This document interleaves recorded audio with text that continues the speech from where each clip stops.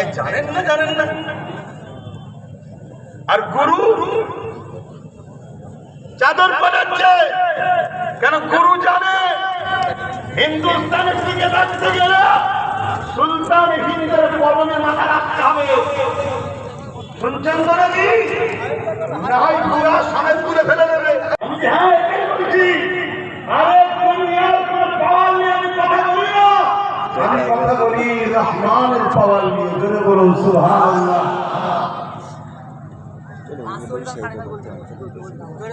আল্লাহ আছেন, এই আওয়াজ দেবেন একদম।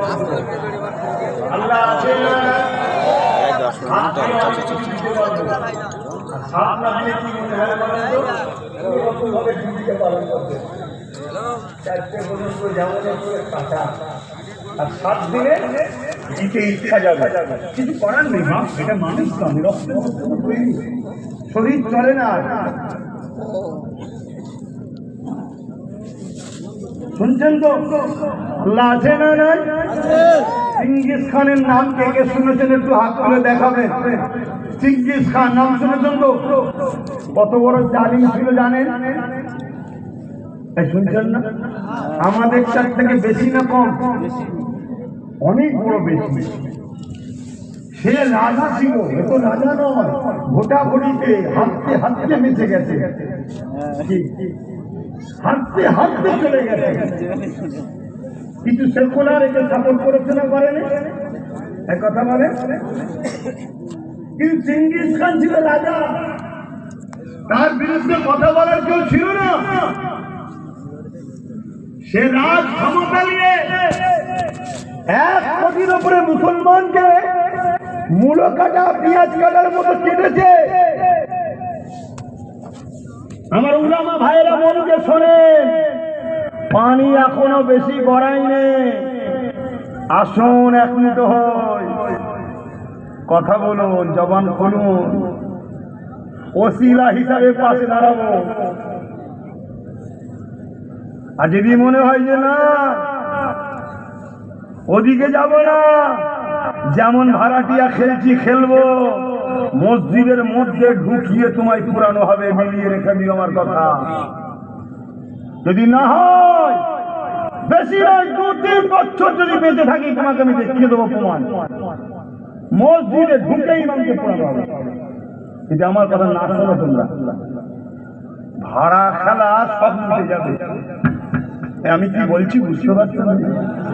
এখনো সময় আছে। আমি কারো বিরোধী করতে বলছি না, আর কাউকে বিনা বাধাতে বিশ্বাস করতেও বলছি না। ষাঁড়ের প্রয়োজন আছে না? জমি চাষ করতে লাগবে তো নাকি? কিন্তু ষাঁড় রাখো, কিন্তু তার মাথায় গলায় দড়িটা ভালতারে বেঁধে রাখো। দুধ খাওয়ার দরকার আছে না নাই? কিন্তু খাবার আগে একটু গরুর পাটা ভালতারে বাঁধতে হয়। পা ছাড়া দুধ দুইতে যেমনি মারবে, বুকের খাঁচা ভেঙে যাবে। আমার বক্তব্য এই জায়গাটায়। তোমার পছন্দ তো রাখো, আমি বিরোধী করছি না, রাখো, কিন্তু আমার কথাটা একটু শোনো। একটু বেঁধে রাখো, একটু বেঁধে রাখো। নাই গতকালকে যে সেকুলার ছিল পূর্ব মেদিনীপুরে, আজকে সে লাভ মেরে কেমন কমনাল ভূত হয়েছে দেখেছেন তো? এই কথা মাথায় ঢুকিয়ে সব সময়ের অপেক্ষা। ঝাঁপ মারবে, ঝুপঝাপ ঝুপঝাপ করে দেখবে, তখন দিশে হারা হয়ে যাবে। সময় থাকতে থাকতে সব লাঠি ছেড়ুনি, কিছু লাঠি হাতে রাখবে। হতে পারে ডিফেন্সের কাজে লাগবে। এই মাথায় ঢুকছে না? ঢুকে নে। হযরত ওমর ফারুক রওনা দিল। যুবকেরা, তরুণেরা, বাবেরা, হযরত ওমর আমার রাসূলুল্লাহ করে হুজুরা দরজা করে যখন গিয়ে আঘাতটা দিল, ওই সময় ভেতর দিয়ে আওয়াজ দিল কে? ওই সময় ভেতর থেকে যখন আওয়াজটা দিল কে? ওমর ফারুক বাইরে থেকে বলতে লেগেছে, আমি খাত্তাবের বেটা ওমর। সাহাবা হুজুরা নামটা শুনে বড় পেরেশান হতে লাগলো। এ যুবকেরা কি হবে, কি হবে, কি হবে? কিন্তু আমার আল্লাহ উমর ফারুককে নবীর কদমের কাছে নিয়ে গিয়ে ইমানের নূরে কলেমা পড়িয়ে নবীর গোলাম বানিয়ে দিলেন। ইসলামকে যারা মিটাতে চেয়েছে ওই তাদের মধ্যে থেকে বা তাদের আওলাদের মধ্যে থেকে ইমানের নূরে কালেমা পড়িয়ে ইসলামের খাদেম আল্লাহ বানিয়ে দিয়েছে। ইউরোপ দুনিয়া চেয়েছিল ইসলামকে মিটিয়ে দেবে, যেমন করে ফ্রান্স চেয়েছিল ইসলামকে মিটিয়ে দেবে, আমেরিকা চেয়েছিল ইসলামকে মিটিয়ে দেবে। এ যুবকেরা তাদের ডাটা বলছি, তাদের সমীক্ষা বলছি, তাদের ঘোষণা বলছি, তারা বলতে লেগেছে ইউরোপ দুনিয়াতে ডেলি হাজার হাজার অমুসলিম ঘরের ছেলে মেয়েরা ইমানের নূরে কলেমা পড়ে আমার নবীর ইসলাম কবুল করছে। আরো জোরে বলুন সুবহান। যত আতরকে ঘাটা হবে দেখবেন তত আতরের খুশবু ছড়াবে। ইসলাম এমন একটা খুশবু, এর পিছনে যত লাগবে তত মানুষ ইসলামের দিকে কথা বলেন আসবে। এ নিয়ে টেনশন নাই যে ইসলাম শেষ হয়ে যাবে। টেনশন হলো তোমার আমার নিয়ে, তোমার আমার পরের জেনারেশন, নতুন জেনারেশন গুলোকে নিয়ে। এগুলো ইসলাম পাবে তো? কেন তোমার আমার গফলতির জন্য এরা ধ্বংসনা হয়ে যায়। প্যালেস্টাইনে 45,000 বাচ্চাকে কাফন করতে হয়েছে। কত হাজার? একটু আওয়াজ দিয়ে বলবেন। 45,000 বাচ্চা শিশু, বেগুনা সন্তান, তারা দুনিয়া দেখতে আর পেল না। তারা বড় হতো, এই জমিনে মা বাবার খেদমত করত, আল্লাহর কোরআনের কথা বলতো, আল্লাহকে রুকু সিজদা দিত। কিন্তু তাদের পূর্বপুরুষদের ভুলের কারণে আজকে তাদেরকে শিশুর বেলাতেই কাফন পড়তে হলো। তাই বাংলার মুসলমান মুজাদ্দিদ জামানের চতুর্থ প্রজন্ম হিসেবে বলে যাচ্ছি, তোমরা যে রাস্তায় হাঁটছো, যেভাবে জীবন যাপন করছো, তোমাদের ভুলের কারণে তোমাদের বাচ্চাগুলোকে মনে হয় কাফন পড়তে হবে। এখনো সময় আছে, শুধরে যাও। প্যালেস্টাইনবাসী কি ভুল করেছিল? যখন হিটলার ইহুদিদের ঘরে মেরে দিচ্ছিল, পৃথিবীর সমস্ত দেশ দরজা বন্ধ করে দিয়েছে, বর্ডার সিল করে দিয়েছে, কেউ ইহুদিদের ঢুকতে দেয়নি। প্যালেস্টাইনবাসী ইমানদার মুসলমানেরা তারা ওই ইহুদিদের ঘরে তাদের দেশে আশ্রয় দিল। ইহুদিদের পরনার জুতো ছিল না, প্যালেস্টাইনবাসীরা জুতো দিয়েছে। ইহুদিদের থাকার ঘর ছিল না, প্যালেস্টাইনবাসীরা জমি দিয়েছে, ঘর দিয়েছে। ইহুদিদের খাবার ছিল না, প্যালেস্টাইনবাসীরা খেতে দিয়েছে। ইহুদিদের পড়াশোনা ছিল না, প্যালেস্টাইনবাসীদেরকে শিক্ষার ব্যবস্থা করেছে। আস্তে আস্তে আস্তে তারা বড় হয়েছে। কিন্তু প্যালেস্টাইনবাসী কোরআনের আয়াতকে ভুলে গেল যে দুধ কলা খেয়ে তারা সাপ পুষেছিল। তারা বড় হয়ে যাওয়ার পর আজকে তারা শক্তিশালী হয়ে ওই প্যালেস্টাইনবাসীকেই হত্যা করছে, তাদেরকে তাড়িয়ে দিচ্ছে। আমি আমার বাংলার জনগণকে বলি, কোরআনের প্রেমিকগুলোকে বলি, মুসলমানগুলোকে বলি, তোমরা যাদের জন্য মারপিট করো, যাদের জন্য নিজের ভাইকে কেস দাও, যাদের জন্য নিজের ভাইয়ের ঘর লোটো, যাদের জন্য ভাইয়ের দোকানে আগুন দাও, যাদের জন্য নিজের ভাইয়ের সঙ্গে মারপিট করো, ওই বেঈমান গাদ্দার গুলো তোমাদের ঘরে আগামী দিন কিন্তু এইভাবেই মিটিয়ে শেষ করে দেবে। তোমাদের নাগরিকত্ব কেড়ে নেবে। এরা হাঁ করে বসে থাকবে। যাদের উপরে ভরসা করে চলছো তারাই তোমার দুশ্মনদের সঙ্গে কাঁধে কাঁধ মিলিয়ে তোমাদেরকে বেসাহারা করে শেষ করে দেবে। তাই বলি, আগে থেকে প্রস্তুত তৈরি হও। শুনছেন তো নাকি? তুমি কি ভাবছো আমার এই ওয়াজ তোমরা শুনছো? আমার এই ওয়াজ সেন্টারেও শুনছে, রাজ্যও শুনছে। তাহলে সেন্টারও আমার দুশ্মন হচ্ছে, রাজ্য আমার দুশ্মন হচ্ছে, তারপরও আল্লাহর ভরসায় ইমানি সাহস নিয়ে হক কথা বলে যাচ্ছে। কিন্তু তোমরা একটু শুধরাবে না যুবক, তোমরা একটু ভাববে না? আর আমার ইমাম আলেম উলামা ভাইদেরকে বলে যায়, চেঙ্গিস খান একদিন কয়েকশো উলামাকে এক জায়গায় জড়ো করেছে, কয়েকশো উলামা। ভালো করে শোনো ভাই, উলামারা ভাইরা, আব্বাস সিদ্দিকী খারাপ লাগে, আব্বাস সিদ্দিকী বড় কড়া কড়া কথা বলে, বুকের ব্যথাই বলি, বুকের ব্যথায়। তোরা বেঈমান কাফেরের উপরে ভরসা করলি, আল্লাহর উপরে ভরসা করলি না, তাই বুকের ব্যথাই বলি। কত শুনছেন না শোনেন না? চেঙ্গিস খান কয়েকশো উলামাকে এক জায়গায় করেছে, করার পরে তিনটে কাতারে তাদেরকে লাইন দিয়েছে, তিনটে কাতারে। তার মধ্যে একজন বুজুর্গ উলামা ছিলেন, একটু বয়স্ক আলেম। চেঙ্গিস খান জাল্লাদকে হুকুম দিল, একটা একটা করে সব গর্দান উড়াও, একটা একটা করে গর্দান উড়িয়ে দাও। চেঙ্গিস খানের কথাই প্রথম সারিতে প্রথম শুরু হলো, একটার পর একটা উলামার গর্দান ঘর থেকে কল্লা আলাদা করছে। শুনছো কিভাবে জুলুম করেছে? ওই প্রথম কাতারে বুজুর্গ উলামাটা ছিলেন, আল্লাহু আলাম কি কারণ জানি না, তিনি দ্বিতীয় কাতারে চলে যায়। চেঙ্গিস খান দৃশ্যটা দেখেছে, কিছু বলেনি।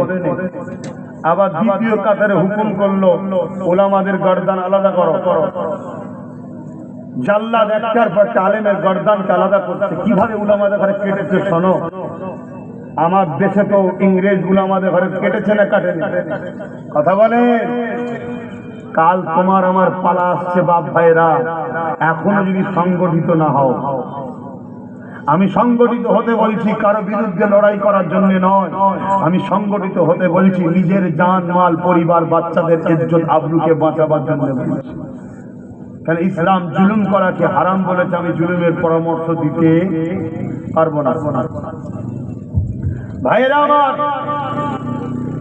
ওই চেঙ্গিস খান দ্বিতীয় লাইনে হুকুম করলো, কতল করতে করতে যাচ্ছে। ওই বুজুর্গ উলামাটা 3 নম্বর কাতারে চলে গেল। যখন 3 নম্বর কাতারে চলে গেছে, চেঙ্গিস খান আগিয়ে এসে, ঘোড়ার পিঠে আছে, আগিয়ে এসে বলছে, মাওলানা তুমি এবার কোথায় যাবে? প্রথম কাতার থেকে দ্বিতীয় কাতার, দ্বিতীয় কাতার থেকে তৃতীয় কাতার, এবারে কোথায় যাবে? চতুর্থ কাতার তো নাই। এরকম একটা অবস্থায় বলুন তো আপনার আমার জবান থেকে কি বেরোবে? কিচ্ছু দিতে হবে না, দুমুঠো ভাত দেবে, তোমার হয়ে দালালি করবে, এছাড়া আজকের দিন আর কি বলি? এই কথা আমার ভুল লাগে গেল নাকি? ওই বুজুর্গ উলামা একটাই কথা বলেছিল, চেঙ্গিস খান আল্লাহ। জোরে বলুন সুবহানাল্লাহ। আরো জোরে বললেন না? আরো জবান খুলে নারে তাকবীর, নারে তাকবীর, নারে দ্বীন ইসলাম, দ্বীন ইসলাম, কুরআন ও সুন্নাহ, কুরআন ও সুন্নাহ, নারে বলল আল্লাহ। চেঙ্গিস খান রেগে লাল। এই রকম সময় কেউ বলছে আল্লাহ আছে? যেমন আমি কিছুদিন আগে একটা ভিডিও দেখলাম, আমার ভারতবর্ষে ছোট ছোট বাচ্চাদের ঘরে ধরে জুতের বাড়ি মারছে, আর বাচ্চাগুলো মার খেয়ে বলছে আল্লাহ, তখন আরো মার। এর জন্য দোষী আমার কম, যে মারছে তার থেকে বেশি দোষী আমার কম। শুনছেন তো শোনেন? হ্যাঁ, আমার এদের জজ আছে, আমাদের জজ আছে, আমাদের উকিল আছে, আমাদের ডিএম আছে, বিডিও আছে, কটা আছে? আমি কি বলছি বুঝতে পারছেন না? ইসলামের অনুসারীদের কথা বলছি। বলো কি আছে? পুলিশ সুপার, আইপিএস অফিসার, বলো বলো। নেই। বুকে হাত দিয়ে বলো আছে। কি করেছে আমাদের ঘরে বুঝতে পেরেছ? কোথায় নিয়ে গেছে বুঝতে পেরেছ? এতই যখন মুসলিম দরদি,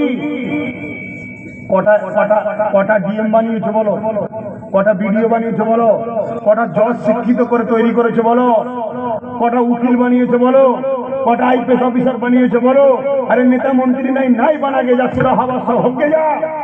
কিন্তু আমাদের জজ কই, আমাদের উকিল কই, আমাদের ডিএম কই, আমাদের বিডিও কই? একটা আমাদের ঘরে প্ল্যান করে গরিব করলে, আমরা পড়াতে চাইলেও অর্থ নাই, 50 লাখ 60 লাখ 1 কোটি টাকা খরচ কি করে হবে? আর যাদের পয়সা আছে তারা তো দালাল।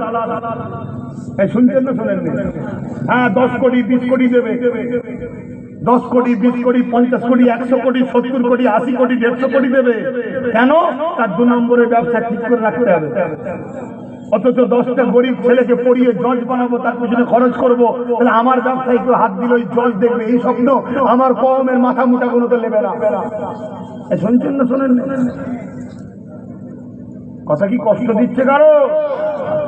আবার কম, এখনো সময় আছে, এখনো সূর্য রয়েছে, ডোবে নেই। আমি কি বুঝাচ্ছি বুঝছো? এখনো রং রোড ছেড়ে মূল রাস্তায় আছে, মেন রোড ধরো, এখনো টাইম আছে। ছেলেগুলোকে বানাও, ছেলেগুলোকে তৈরি করো। তবে হ্যাঁ, অনেকটা দেরি করে ফেলেছে, তারপরও এখনো তাহাজ্জুদ করে কাঁদার লোক আছে তোমাদের জন্য। এখনো কেউ তাহাজ্জুদ করে কাঁদে, তাদের উসিলা আল্লাহ তোমাদেরকে আবার সাহায্য করবে ইনশাআল্লাহ। বল তো চিঙ্গিস খান যে বলছে কেউ কি হবে, মৌলানা কি বলছে? আল্লাহ যেই বলেছে, চিঙ্গিস খান রেগে গিয়ে বলছে ওর গর্দান ডালে ওরা। আর যেই চিঙ্গিস খান বলেছে আল্লাহর কুদরত দেখো, আল্লাহর পাওয়ার দেখো, আল্লাহর ক্ষমতা দেখো, চিঙ্গিস খানের ঘোড়া লাফাতে শুরু করেছে। লাফানো তো লাফানো, ও লাফানো আর উঠতে পারছে না, এবারে ছুটতে শুরু করেছে। চিঙ্গিস খান থামাতে লেগেছে, তার সৈন্যরা থামাতে লেগেছে, জাল্লাদ ওইদিকে দাঁড়িয়ে রয়ে গেছে। আরে কি হবে? রাষ্ট্রের জাল্লাদও ছুটেছে, চিঙ্গিস খান ছুটতে লেগেছে, সৈন্য ছুটতে লেগেছে, জাল্লাদও ছুটতে লেগেছে। আল্লাহর আলেম বান্দা দাঁড়িয়ে দাঁড়িয়ে দেখছে, আর আসমানের দিকে মুখ তুলে বলছে আল্লাহু আকবার, আল্লাহু আকবার, আল্লাহু আকবার। ওই ঘোড়া ছুটছে, এদিক ওদিক লাফাতে লাফাতে চিঙ্গিস খান পা স্লিপ করে একটা পা ঘোড়া থেকে ফসকেছে, আর একটা পা রাখার জায়গায় জড়িয়েছে, জমিনের উপরে মাথা পড়েছে, পা ঘোড়ার সাথে জড়িয়ে আছে, পাথরে লাগিয়ে ছিন্ন বিচ্ছিন্ন হয়, মগজ বেরিয়ে যায়। এই অবস্থায় ঘোড়া ছুটতেইছে। যখন চিঙ্গিস খান মরে গেল, ঘোড়া দাঁড়িয়ে গেল। বলুন আল্লাহু আকবার, বলুন আল্লাহু আকবার।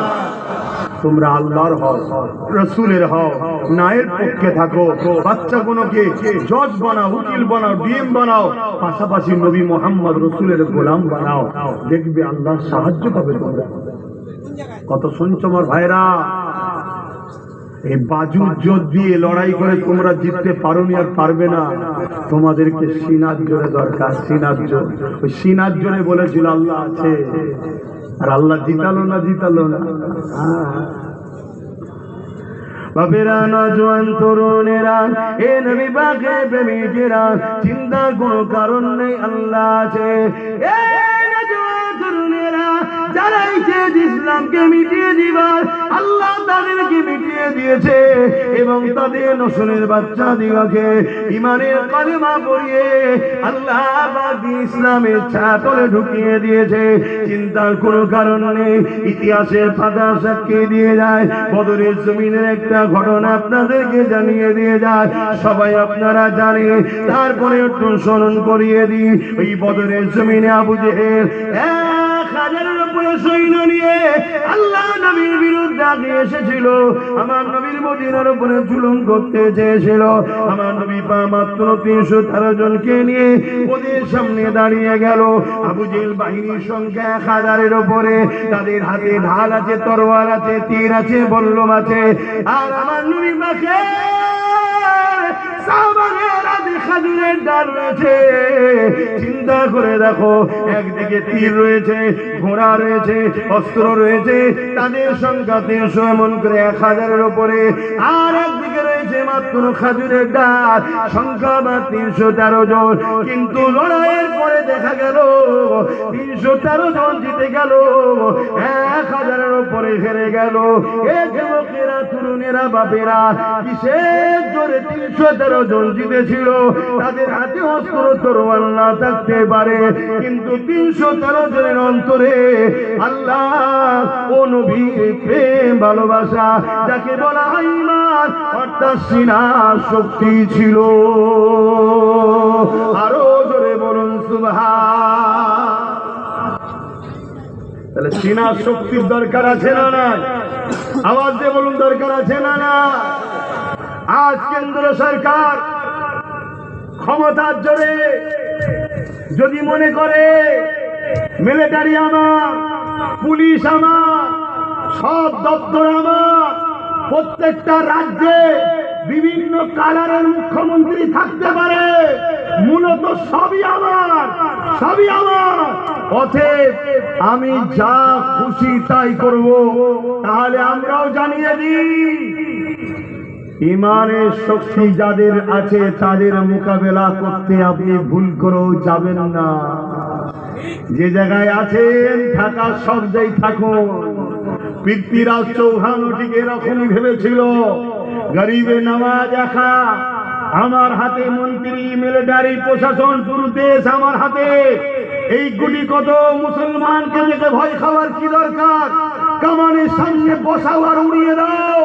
কিন্তু পৃথ্বীরাজ চৌহানের মা বলে গিয়েছিল, খাতলিকে দিয়ে গিয়েছিল, তোর রাজত্ব চলাকালীন একজন মুসলমান আসবে, তার বিরুদ্ধে লাগতে যাবি না, সে তোর রাজত্ব নেবে না, সে মানুষকে অধিকার দেবে, গরিবের পক্ষে কথা বলবে, এতিমের পক্ষে কথা বলবে, ইনসাফের কথা বলবে, তার বিরুদ্ধে লাগতে যাবি না।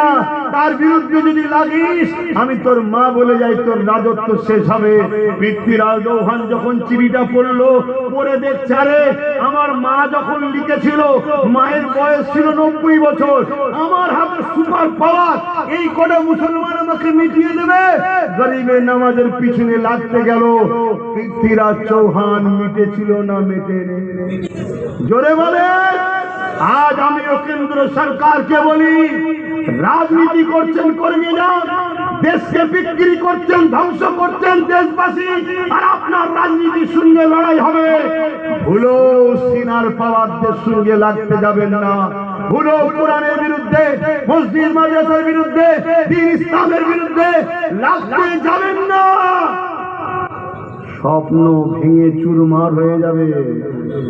শুনছেন তো নাকি? শুনছেন? তাহলে বলুন, প্রতিবাদের দরকার আছে না না? কথা বলুন। আপনাদের এলাকায় বিভিন্ন জায়গায় প্রচার করছি, আগামী দিন আপনাদের এলাকাতে কোনো যদি মাঠে বা এখানে যদি জনসভা ডাকি কেন্দ্র সরকারের এই চক্রান্তের বিরুদ্ধে, আপনাদের ঘরে পাশে পাওয়া যাবে? হাত তুলে বলুন, পাশে পাওয়া যাবে? লম্বা হাত তুলবে। আপনার আল্লাহ কবুল করে বলুন আল্লাহুম্মা আমিন। যে মুসলমান কোরআনের পক্ষে নয়, যে মুসলমান দ্বীন ইসলামের পক্ষে নয়, যে মুসলমান মসজিদের পক্ষে নয়, যে মুসলমান মাদ্রাসার পক্ষে নয়, ও মুসলমান সূরাতে মুনাফিক কাফের ছাড়া দ্বিতীয় কিছু নয়। ঠিক না বেঠিক? এই জন্য বলেন, আজকে কেন্দ্র সরকার যে ষড়যন্ত্র চলছে, এর বিরুদ্ধে যদি কোনো মুসলমান গাফলতি করে লড়াইয়ের দিকে, মুখে যদি বলতে নাও পারে, যারা বলছে তাদের সঙ্গে যদি সাথ না দেয়, তাহলে জেনে নিতে হবে ও মুসলমান মুনাফিক ও কাফের থেকেও নিকৃষ্ট, মরণের পরে জাহান্নাম ছাড়ার কিছু না। এই কথা শুনছেন? কথা শুনছেন? আপনারা আমার সঙ্গে একমত তো নাকি? একমত তো নাকি? তাহলে কোরআনের বিরুদ্ধে যে লাগবে, মসজিদ মাদ্রাসার বিরুদ্ধে যে লাগবে, আল্লাহ দ্বীনের বিরুদ্ধে যে লাগবে, সে আমাদের আর হতে যদি বলে, তার বিরুদ্ধে আমাদের ক্ষমতা মতো আমাদেরকে আওয়াজ তুলে ইমানের পরিচয় দিতে হবে। ঠিক না বেঠিক? কিন্তু আমি জানতে চাইছি, কেন্দ্র সরকার অন্যায় করেছে, প্রতিবাদ করতে হবে। যদি এই কোরআনের বিরুদ্ধে আমাদের মোল্লা মনি সাহেবরা লাগে, প্রতিবাদ করতে হবে না? হবে না? এই কথা বলুন, প্রতিবাদ করতে হবে। যদি আমাদের সন্তান, বাপ মা পরিবার, স্ত্রী দ্বীন ইসলাম কোরআনের বিপক্ষে যায় বা কোরআনের দুশমনদের পক্ষে থাকে, তাদের বিরুদ্ধে আমাদেরকে সংগ্রাম করতে হবে না? হবে না? আবার বলুন, যদি আমার রাজ্য সরকার কোরআন ইসলামের বিরুদ্ধে যায়, হাত তুলে বলুন কারা কারা বলছেন। হাত নামান। ছোট্ট একটা মেসেজ দিয়ে যাচ্ছি, যারা রাজ্য সরকারকে পছন্দ করেন, যদি মুসলমান হন, ইমানদার হন, রাজ্য সরকারকে বুঝান ভুল করছে। শুনছেন কি করেছে? মাদ্রাসা থেকে কোরআনকে তুলে দিয়েছে। শুনছেন? আপনাদের কাছে খবরটা আছে না? থাকবে না তো কেন? আপনাদের ঘরে যারা প্রচার শোনায় মোল্লা মুনি সাহেব, এরা কেন্দ্রের বিরুদ্ধে বলে, রাজ্যের বিরুদ্ধে বলে না কেন? এখান থেকে ভাড়া পায়। শুনছেন তো নাকি?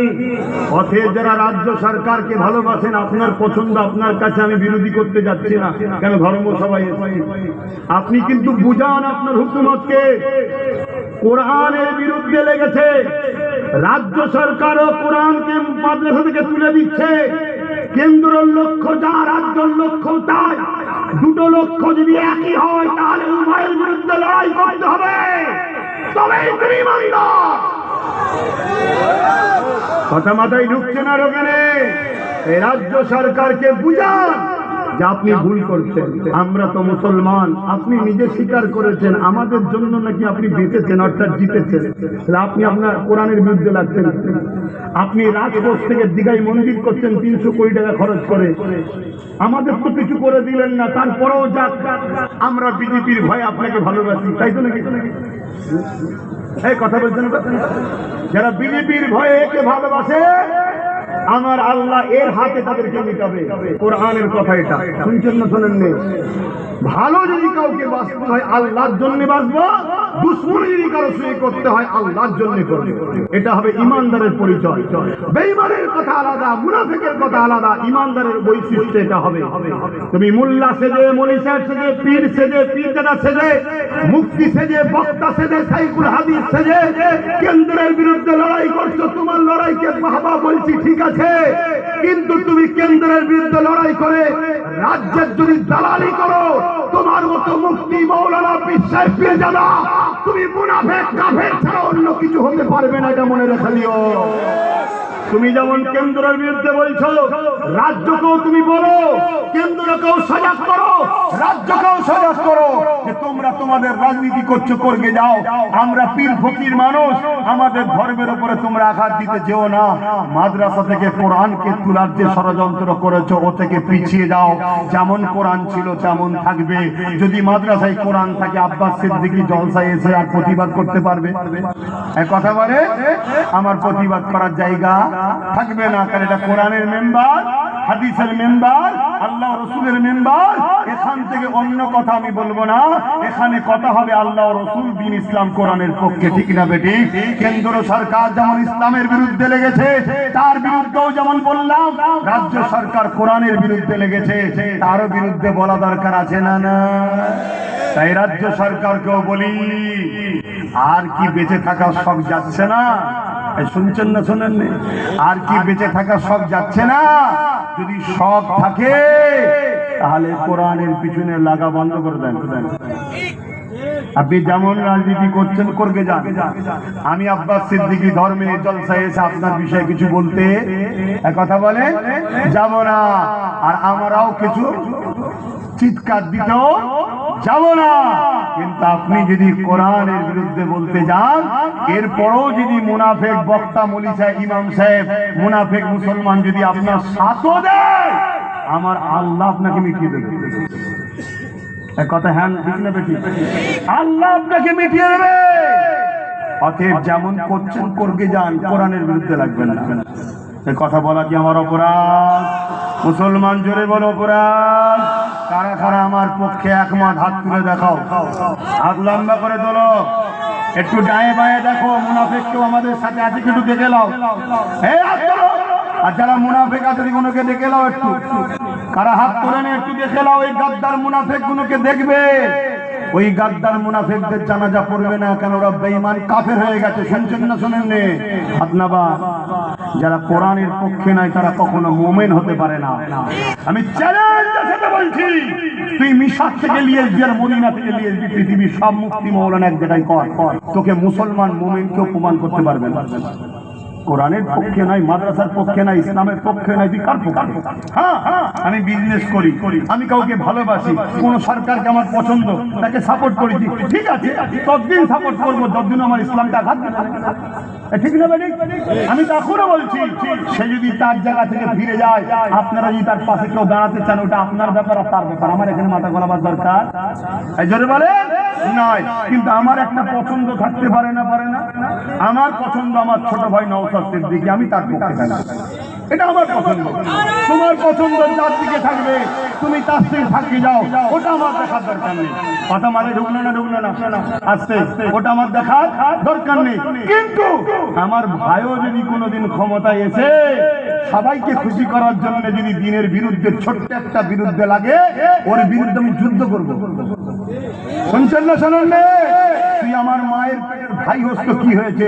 আল্লাহ রাসূল কোরআন দিনের আগে তুই না, এটা আকীদা হওয়া দরকার মুসলমানদের। তবে তো তুমি ঈমানদার, তবে তো তোমার জানাজা হবে, তবে তো তুমি জান্নাতে যাবে।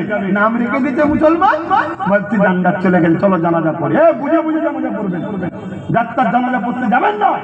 মুনাফিকের জন্য দোয়া চাওয়া আল্লাহ চাইতে নিষেধ করেছে কোরআনে, মুনাফিকের জন্য দোয়া চাইবে না। অথচ প্রকাশ্য যারা দুশমন ইসলামের, তাদের জন্য দোয়া চাওয়ার হুকুম আল্লাহ দিয়েছে। শুনছেন? তাদের জন্য দোয়া চাইতে আল্লাহ হুকুম দিয়েছে। আমি আমার রাজ্যের সিএম এর জন্য দোয়া চাইবো, আমার দেশের প্রধানমন্ত্রীর জন্য দোয়া চাইবো। কি দোয়া চাইবো? আল্লাহ এরা যেন জালিম না হয়, এরা যেন মানুষকে ঠিকভাবে চালায়, এই দোয়া চাইতে পারি। কিন্তু যে মুনাফিক মুসলমান হবে, ওর জন্য দোয়া পর্যন্ত চাইতে ইসলাম নিষেধ করেছে। কেন? ওই ইসলামের সবচেয়ে বড় ক্ষতিকারক। কথা শুনছেন না শোনেন? আমার আলেম উলামা ইমাম ভাইদের বলবো, যদি মনে হয় হুজুর সবই বুঝলাম, মাইনে বন্ধ হয়ে যাবে, আমি বলবো ফিরে চলে আসো, 10,000 করে মাসে মাইনে দেবো। কত? আমি কথা দিচ্ছি, রেকর্ডিং হচ্ছে না, হয়নি। ফিরে চলে আসো, 10,000 করে মাসে মাইনে দেবো। আর তুমি ফিরে চলে আসলে আর কি লাভ হবে? শোনো, তোমরা যদি সব ফিরে চলে আসো, এ কোরআনের পিছনে যে লেগেছে তো কালকেই বলবে আমার ভুল হয়েছিল ভাই, কোরআন খালি। কেন? তোমাদের সবাইকে দরকার নাই, থাকবে না, এ বেঁচে আছে মুসলমানের জন্য। শুনছেন না শোনেন? তাহলে কোরআন ফিরে আসবে না? তাহলে বলো, এটা আমাদের জন্য আল্লাহর কাছে নাজাতের একটা ওসিলা হতে পারে না? যে আল্লাহ তোমার জন্য একে ছেড়ে দিয়েছিলাম, কিন্তু এই কোরআনকে যখন আবার রেখেছে, আমি আবার এর পক্ষে যাচ্ছি, কেন? বড় জালিমটাকে রুখতে হবে। শুনছেন না শোনেন?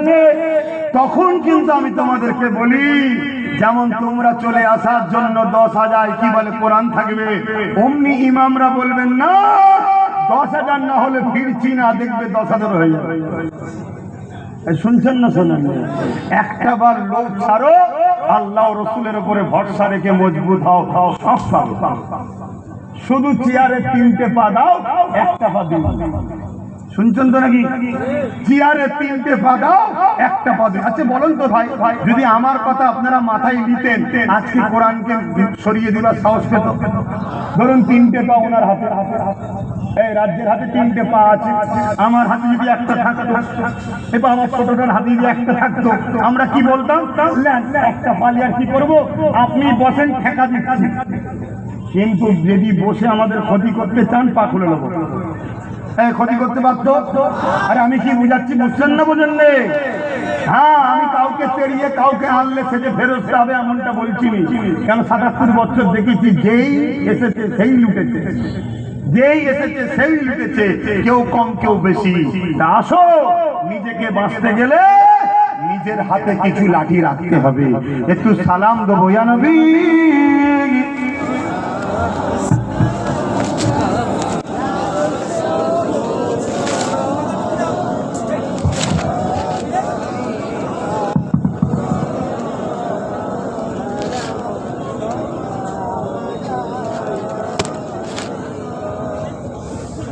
আবার কালকে একটা সমালোচনা হতে পারে। কি সমালোচনা? যে বাঁচার কি আর শখ নেই, হুমকি দিচ্ছে। শুনছেন না শোনেননি? আর কিছু দালাল মিডিয়া আছে না, তারা এগুলোকে হেডলাইন করতে পারে, ঠিক না বেটি? কিন্তু আমি আপনাদের বলে যাই, এখানে বাঁচা বলতে হায়াত মওতের কথা বলিনি, ক্ষমতায় টিকে থাকার কথা বলি। কথা মাথায় উঠছে না? ক্ষমতায় টিকে থাকার কথা বলেছি। কেন? ক্ষমতা কে দেন? জোরে বলুন। আর কেড়ে খেলেন আল্লাহ। অতএব আপনি যদি মনে করেন কিছু পীর সাহেব, মুফতি সাহেব, ইমাম সাহেবকে কিনে নিয়েছে, আমাকে আর কে হটাবে, আপনি কোরআনের বিরুদ্ধে লাগলে আল্লাহ আপনাকে হটিয়ে দেবে, শেষ করে দেবে। কথা মাথায় ঢুকছে? এটাকে নিয়ে আবার কিছু ক্রিটিসাইজ করতে পারে, তবে ক্রিটিসাইজ করলে লাভটা কার হবে? কথা বলবেন তো? আমারই লাভ। আবার হই হই হবে, কি আছে? আবার ওরা আমার কিচ্ছু করতে পারবে না, এটাকে আপনাকে 100% বলে যায়। কি করবে ওরা? কি ক্ষমতাটা ওদের আছে বলে? সত্য শেষ আমাকে মেরে দিতে পারে, এর চেয়ে নাকি এর চেয়ে বেশি কিছু করতে পারবে? আচ্ছা আমি মরবো না, যদি আল্লাহ যেভাবে আমার মরণ রেখেছে সেভাবে হবে না অন্যভাবে? তাহলে এত চিন্তা কিসের মরণ নিয়ে? কচি পোড়া বেঁচে থাকার শখ আছে কিসের? এসেছি আল্লাহর জন্য, যাবো আল্লাহর জন্য। ওই মরণটা হলো সব থেকে নিয়ামত আলা মরণ। রাস্তায় কত কুকুর বিড়াল মরছে, ওই রকম মরবে? হক কথা বলার জন্য মরুন। আমি তো কারো বিরুদ্ধে বলছি না, ওরা আমার বিরোধী করেছে, আমার কোরআনের বিরোধী করেছে, আমার মসজিদের বিরোধী করছে, আমার হককে লুটতে চাইছে। ওরা শয়তানি করলে দোষী নয়, আর আমি বলবো শয়তানি বন্ধ করো। আমি দোষে গেলাম? কথা বুঝছেন না? বোঝেন না? এরকম কাপুরুষের মতো ভয়ে ভয়ে বেঁচে থাকার থেকে মরে যাওয়া ভালো। কথা মাথায় ঢুকছে? প্রত্যেকটা আলেম ওলামা ইমাম সবাইকে দূরে কাছে বলছি, এখনো সময় আছে। যদি শুধরে না যায়, মসজিদের মধ্যে ঢুকিয়ে পুড়িয়ে দেবে। এত বড় কথা বলে গেলাম, কেন ইতিহাস পড়িছি একটু হলো। আসেন, দাঁড়িয়ে কি জন্যে? হুজুরকে সালাম দেবো। আচ্ছা বসে সালাম দিলে হতো নি? দাঁড়ালেন কেন? বসে তো দরুদ দিলেন, দাঁড়িয়ে সালাম দিচ্ছেন কেন?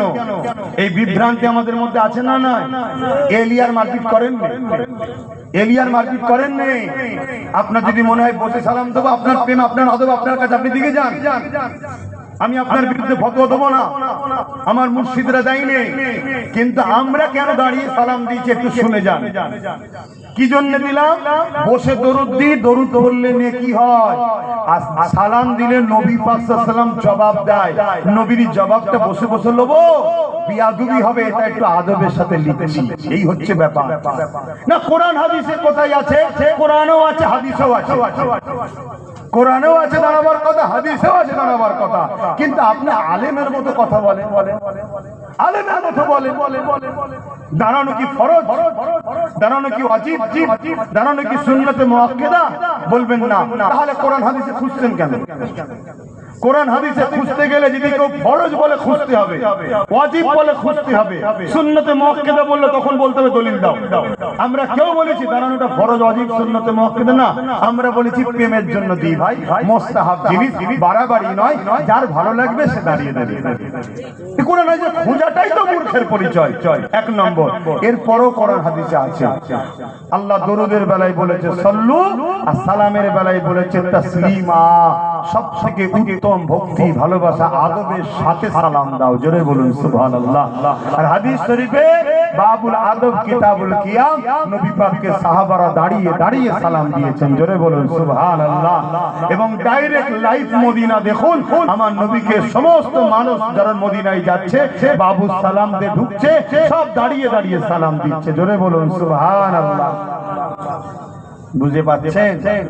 আসেন একটু প্রাণ খুলে উচ্চ আওয়াজে আল্লাহকে দেখিয়ে নবী পাককে সালাম দেবো আদবের সাথে। ইয়া নবী সালাম, ইয়া রাসূল, ইয়া হাবিব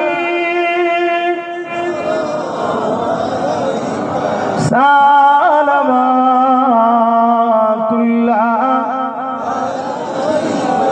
ইয়া নবী নাম ও পিয়ারা